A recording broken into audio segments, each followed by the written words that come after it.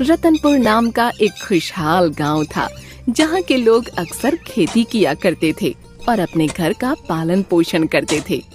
फिर एक दिन उनके गांव में भुवन नाम का एक पहलवान आया।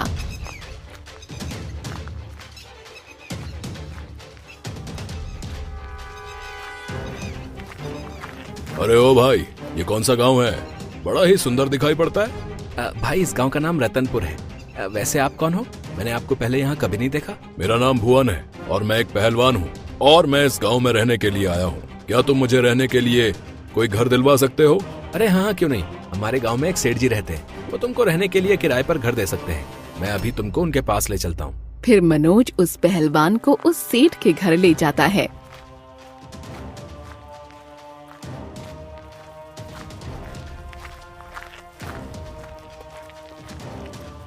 अरे सेठ जी, तनिक बाहर तो आइए, मुझे आपसे थोड़ा काम है।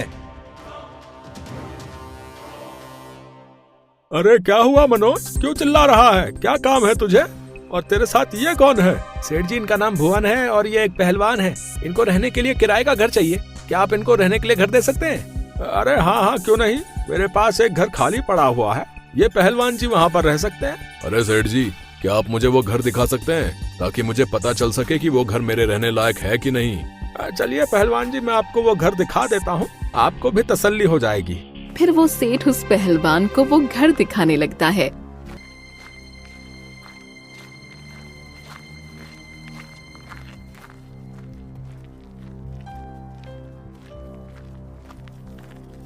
ये देखिए पहलवान जी, यही वो घर है, आप इसमें आराम से रह सकते हैं। ठीक है सेठ जी, आज से मैं इसी घर में रहूंगा।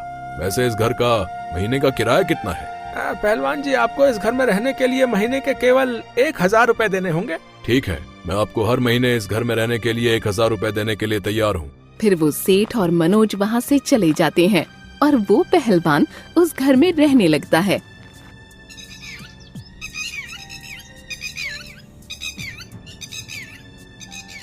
$498, 499 और ये पूरे 500। आज तो मैं बुरी तरह से थक गया।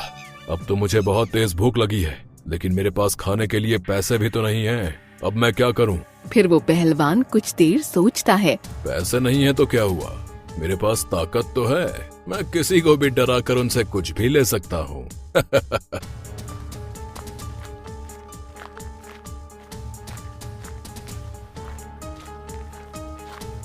अरे वाह, जलेबी। जलेबी तो मुझे बहुत ही पसंद है भाई, अब मुझसे और रहा नहीं जाता। इन जलेबियों को तो मैं आज खाकर ही रहूंगा।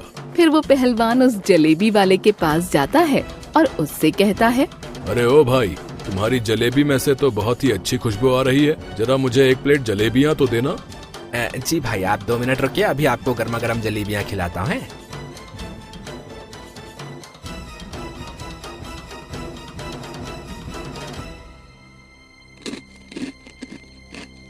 अरे वाह वाह, तुम्हारी जलेबी की तो बात ही अलग है। ऐसी जलेबी तो मैंने आज तक नहीं खाई। अरे भाई, जरा एक प्लेट जल्दी और लगा देना। फिर वो दुकानदार भुवन को कई प्लेट जलेबियाँ खिलाता है और अपने मन में सोचता है, अरे वाह वाह वाह, आज तो बड़ी ही अच्छी कमाई होने वाली है। मेरी तो आज बहुत सारी जलेबियाँ बिक गई। भाई, मेरा तो पेट भर गया, तो ठीक है, अब मैं चलता हूँ। कल जलेबियाँ खाने फिर से आऊंगा। अरे ओ भाई, कहाँ जा रहे हो? मेरी जलेबी के पैसे तो देते जाओ। कैसे पैसे और कौन सी जलेबी? और तू होता कौन है मुझसे पैसे मांगने वाला? अरे वही जलेबियों के पैसे जो तुमने अभी ठूस ठूस कर खाई हैं। तू मुझसे पैसे लेगा? तू जानता नहीं है कि मैं कौन हूँ? मेरा नाम भुवन पहलवान है और मैंने अच्छों को धूल चटाई है।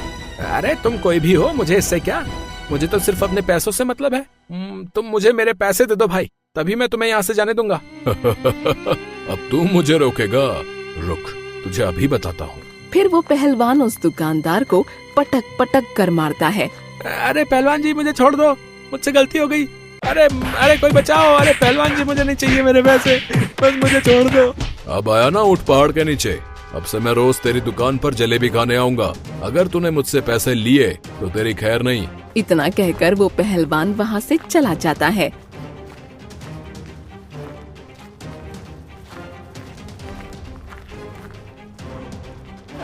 अरे ओ भाई, जरा ये गेहूं की बोरी मेरे कंधे पर रख दो ताकि मैं इसको उठाकर ले जाऊं। तुम्हारी ये गेहूं की बोरी तो मैं उठा दूं, लेकिन इसके बदले में मुझे क्या मिलेगा? अरे भाई कितने लालची व्यक्ति हो यार तुम ऐसे ही किसी की मदद नहीं कर सकते क्या? मैं भला तेरी मदद क्यों करूं? तू मेरा कोई रिश्तेदार थोड़ी लगता है। चल अब हट यहाँ से और मुझे जाने दे, नहीं तो तुझे इस बोरी के साथ साथ किसी तालाब में फेंक दूंगा। कितने घमंडी इंसान हो तुमसे तो बात करना ही बेकार है। बहुत ही घमंड है तुम्हें अपनी ताकत पर। घमंड क्यों ना हो, ये बॉडी एक दिन में नहीं बनती। इसको बनाने में कई सालों तक व्यायाम और कड़ी मेहनत करनी पड़ती है। हाँ तो इस बॉडी का सही इस्तेमाल करो ना और इस बोरी को उठाने में मेरी मदद करो। तुझे एक बार में बात समझ में नहीं आती क्या? जब तुझे एक बार बोल दिया कि मैं तेरी मदद नहीं करूंगा तो फिर तू मेरे पीछे क्यों पड़ा है? इतना सुनकर उस व्यक्ति को गुस्सा आ जाता है और उन दोनों के बीच लड़ाई हो जाती है। तुमने मेरी गेहूं की बोरी फाड़ दी, मैं तुम्हारी शिकायत मुखिया जी से करूंगा। अरे जिससे कहना है कह दियो, मैं डरता थोड़ी हूँ मुखिया से। चल अब हट यहाँ से और मुझे जाने दे। फिर वो व्यक्ति रोते हुए वहाँ से चला जाता है और भुवन भी अपने घर के लिए निकल जाता है।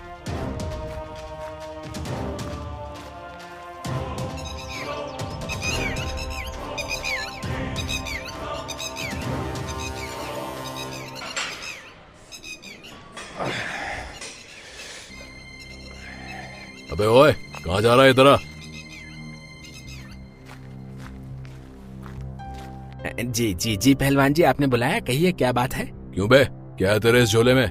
पहलवान जी इसमें समोसे हैं और इन्हें मैं अपनी पत्नी और बच्चों के लिए ले जा रहा हूँ। अरे वाह, इसमें समोसे हैं। चल बे, जल्दी से मुझे ये सारे समोसे दे दे, नहीं तो तेरी खैर नहीं। पहलवान जी मैं आपको ये समोसे नहीं दे सकता।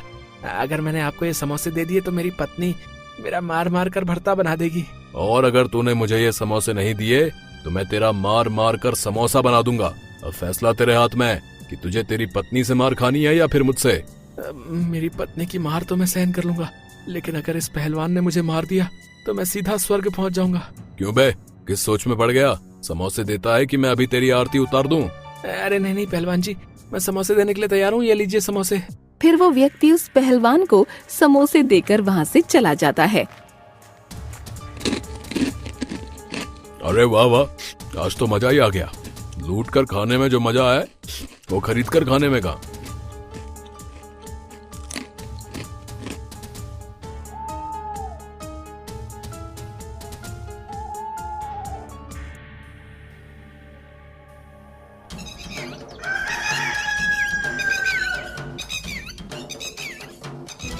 फिर एक दिन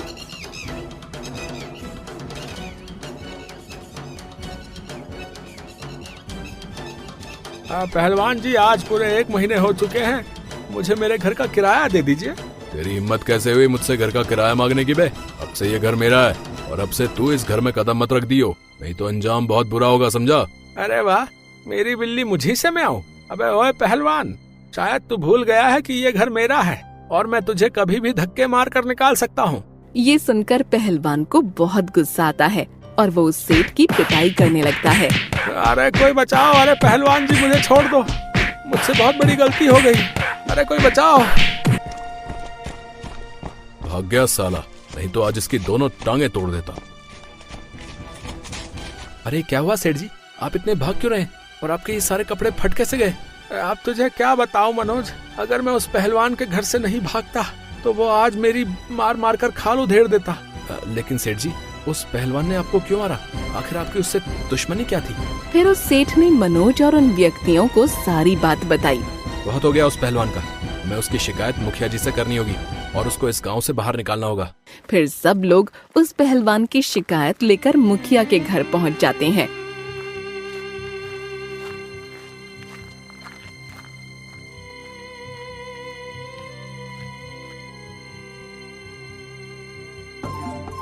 अरे गांव वालों, तुम सब यहाँ, क्या बात है?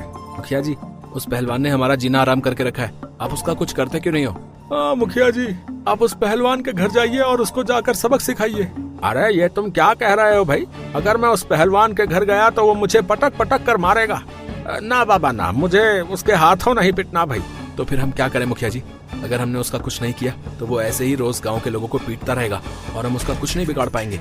फिर मुखिया कुछ देर सोचता है और उन सब से कहता है, अब मेरे पास एक तरकीब है। जिससे वो पहलवान इस गांव से क्या, इस दुनिया से ही भाग जाएगा। क्या तरकीब मुखिया जी, जरा हमें भी तो बताइए। मैंने सुना है कि उस पहलवान को भूतों से बहुत डर लगता है। हम रात को उसके घर भूत बनकर जाएंगे और उसको डरा धमका कर इस गांव से निकाल देंगे। सारे लोग मुखिया की बात से सहमत हो जाते हैं और वो सभी रात होने का इंतजार करने लगते हैं।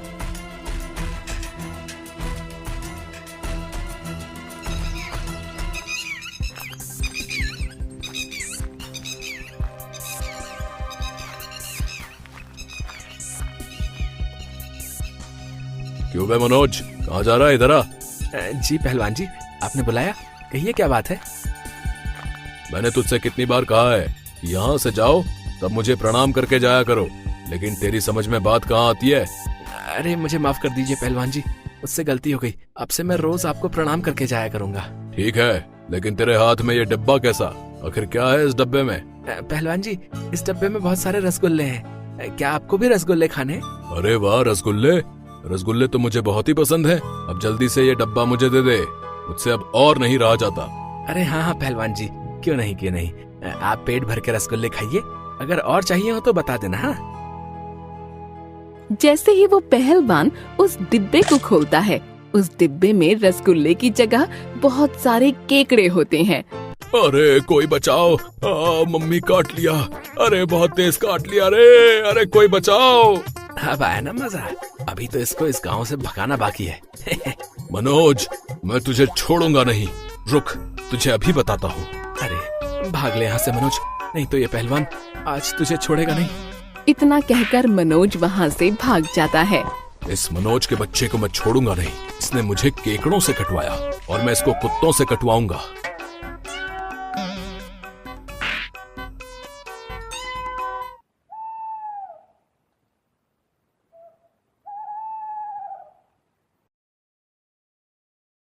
मनोज, तुम खिड़की के बाहर से डरावनी आवाजें निकालकर उस पहलवान को डराना और मैं काला कपड़ा ओढ़कर उसके घर के अंदर घुस जाऊंगा। ठीक है मुखिया जी। पहलवान, तेरी हिम्मत कैसे हुई इस घर में कदम रखने की? ये सुनकर वो पहलवान जाग जाता है और कहता है, कौन हो तुम और सामने क्यों नहीं आते? पहलवान, मैं एक भूत हूँ। ये मेरा घर है और तू इस घर में कभी नहीं रह सकता। मुझे माफ कर दो भूत जी, अब से मैं इस घर में कभी कदम नहीं रखूंगा। और तभी मुखिया एक काला कपड़ा ओढ़कर उस पहलवान के सामने आ जाता है। मम्मी, भूत! अरे कोई बचाओ, अरे मुझे भूतों से बहुत डर लगता है। अरे भागो यहाँ से। पहलवान, तू इस गांव को छोड़कर अभी भाग जा, नहीं तो तेरे साथ अच्छा नहीं होगा। जी भूत जी, मैं इस गांव में अब कभी कदम नहीं रखूंगा। मैं इस गांव को छोड़कर हमेशा हमेशा के लिए चला जाऊंगा। कृपा करके मुझे छोड़ दीजिए। फिर वो पहलवान उस गांव को छोड़कर हमेशा के लिए चला जाता है।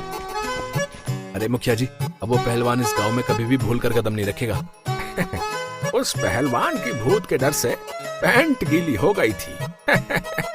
मुखिया की ये बात सुनकर सारे गांव वाले हंसने लगते हैं।